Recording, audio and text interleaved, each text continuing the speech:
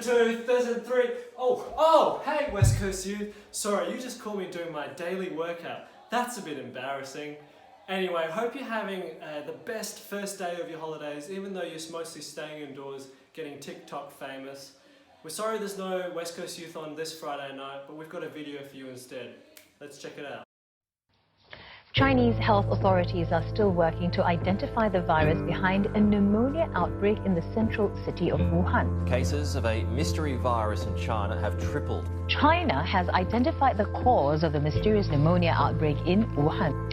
It's a new type of coronavirus. Tonight, there's confirmation the coronavirus has reached Australia. 4 Australians are among the 66 new confirmed cases of coronavirus on the quarantined Diamond Princess cruise ship. We've recorded the first death from the disease since its outbreak 8 weeks ago.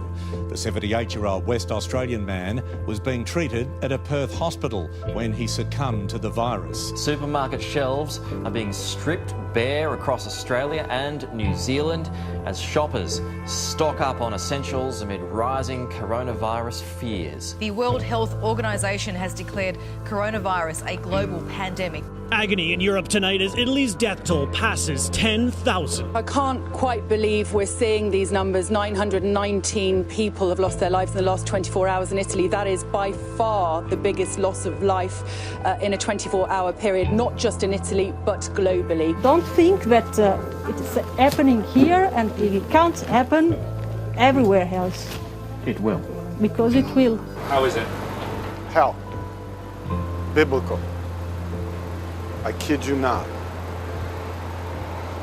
People come in, they get intubated, they die, the cycle repeats. This is a once-in-a-100-year type event. We haven't seen this sort of thing in Australia since the end of the First World War.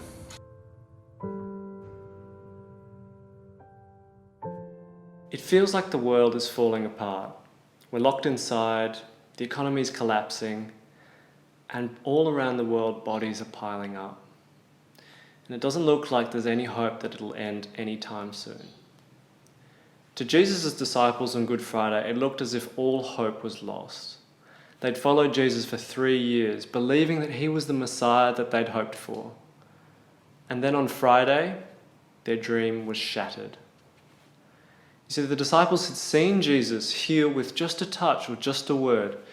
They'd seen the blind see, the deaf hear, the lame walk, and even the dead raised to life again. But then they saw Jesus himself die. How could they reconcile what they'd seen? Today we see sickness and death ravaging our world. Does God even care? Some of us might ask. If I were God, I'd stop the virus, we might be saying. What is God doing about sickness and disease? The answer to our question is found in Easter, because here we can properly understand death and disease. It's here that we understand their root cause. The problem with this coronavirus is that our doctors can only give supportive treatment. They can only treat the symptoms. We don't have the cure. We don't have a vaccine. We can't treat the root cause. And the disciples didn't get why Jesus had to die. But the truth is that if Jesus had only physically healed people, it would have been like a band-aid solution. See, for him to truly cure disease and undo death, he had to go right to the heart of the problem. He had to treat the root cause. And what is that root cause? It's our sin. You see, God created the world perfect, free of death and disease, but we ruined it with our pride and selfishness. We rejected God's love and instead chose death and disease. But here's why the Friday of Easter is called good.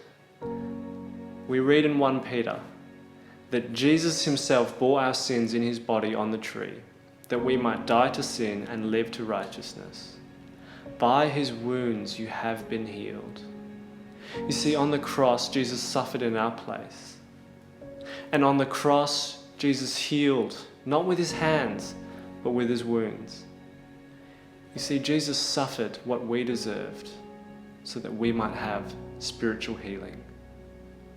because on the cross he dealt with our root problem. He cured what causes death and disease, and that is why this Friday is good. But if Jesus has cured us of our root problem, why is there still death and disease today? It might look as if the world is still stuck on Good Friday, but Good Friday was not the end, because 3 days later, Jesus rose from the dead. Death was not the end for him because he dealt with sin forever. And he rose with a new, perfect and indestructible body, which was a preview of our future bodies. And even though Jesus departed from his disciples to be with the Father, he promised he'd return again. One of his faithful disciples got a picture of what Jesus' return would look like. And I heard a loud voice from the throne saying, "Behold, the dwelling place of God is with man. He will dwell with them, and they will be his people, and God himself will be with them as their God. He will wipe away every tear from their eyes, and death shall be no more. Neither shall there be mourning, nor crying, nor pain anymore, for the former things have passed away." See, our world may not be perfect now, but it will be. At the end of The Lord of the Rings, the hobbit Sam, after destroying the ring, finds himself lying in a soft bed, reunited with the wizard he'd seen die in the mines of Moria. He says, "Gandalf, I thought you were dead. But then I thought I was dead myself. Is everything sad going to come untrue?" Because of Easter, the answer to that question is yes. Because of what happened on a Friday and a Sunday over 2,000 years ago, everything sad will become untrue.